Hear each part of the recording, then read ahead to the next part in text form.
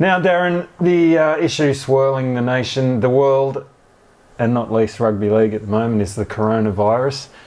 Peter V'landys is on the front foot, assuring the rugby league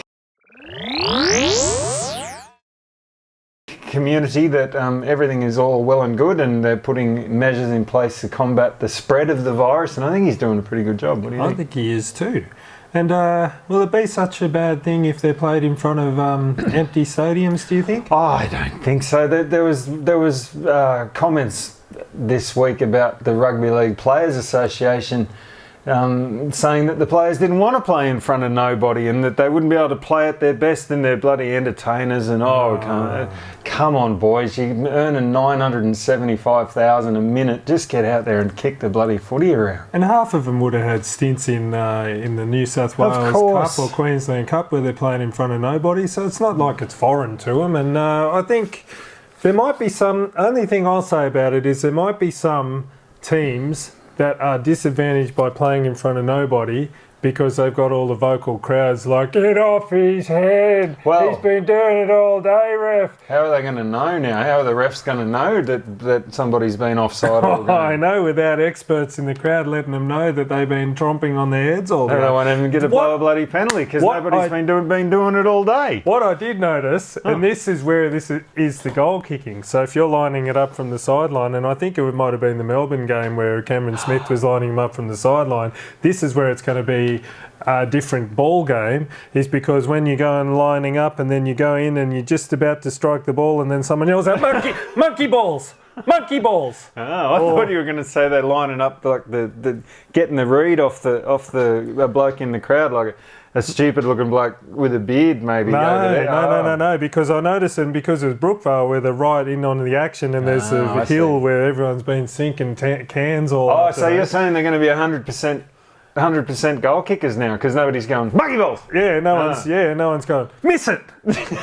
Or when they're lining it up, they're not right in their ear because, like I said, Cameron Smith I think was right on the fence there, and there's a bloke there over there going, "You're gonna miss it, Cameron. That's a good You're point. Going bald, Cameron. How much is your wife's ring worth, Cameron?" Like really getting inside his head before he got 100% of his goal kicks. I never even thought of that angle, and the touchies are just going to have a field day. They won't give a shit about anything because there's no one bloody...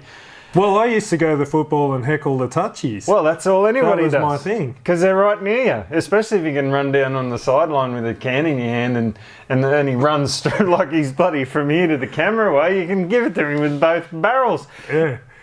With zero impunity. Now, they'll just do whatever they want, just sticking their flag up willy-nilly, running on, offering blokes smokes, doing whatever they want. It'd be a much different game, I think, just in that aspect. But I think as far as us viewers at home watching it, and like I said before, like some games you may as well not even have a crowd there anyway, like at that stinking home bush. Well, they can just pipe bloody crowd sounds in or pipe some music in, some Slim Dusty, something like that, just to go along with the commentators. I don't know. Yeah, there's plenty of solutions. But that's what they should have. Music. On a soundtrack. Yeah, well, put your suggestions down below. What do you like, an 80-minute soundtrack to a game of rugby league? Maybe they could have a DJ there at the ground. Sometimes they do, and it annoys the shit out of me. Like the Cowboys are the worst for it. Something will happen, and then it'll be bloody... who let the dogs out? Who? And then you think that's not even the right club, mate. No, if I was the Cowboys, you'd have to have some sort of country and western sort of theme, wouldn't you? Like, we got a great big convoy across the USA, convoy. And then they could have all the little talking and everything that's in that song as well while the game's going on. That'd be all right. I don't know. Maybe they could have live commentary over the loudspeakers instead of all of the blokes going, get off his head. Then they could have Brandy Alexander going, oh, when I played the game back 40 years ago, halfbacks were a whole different mould. They weren't 105 I'll tell you kilograms. What, if I was a player, I'd love to have a little set of innies or something so you could listen to the commentary. Like if you caught a bomb and started streaking downfield and they were saying, Higgins breaks away, you'd be running down there with it. And imagine that coming out over the loudspeakers, you'd be bloody, holy shit, Higgins can't be bloody stopped. Oh, he's dropped it over the fucking line. That's an idea. There you go. There's a couple of really good ideas. So I think the NRL need to be a little bit progressive and a little bit smart about this and turn the negative into a bloody positive. Oh, there you go. That's what we're all about here at League Indeed. But on a serious note, the Warriors look like they're going to have to stay in Australia for a little bit longer than they would usually want to, because they're not allowed back into New Zealand, or they are, but then they have to self-quarantine for 14 days. There is a few serious things going around now.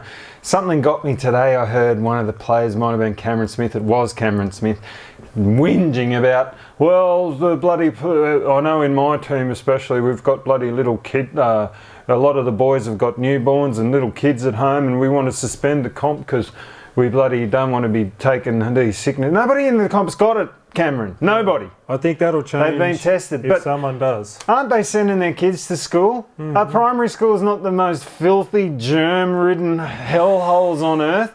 No worries, kids. Off you go, off to the bloody hellhole, the germ-ridden hellhole. In Cameron's case, that'd be times like, hasn't he got 9 kids? He has, 14, 15 kids. No problem, but Cameron wants to suspend the comp because he knows he's going to get paid.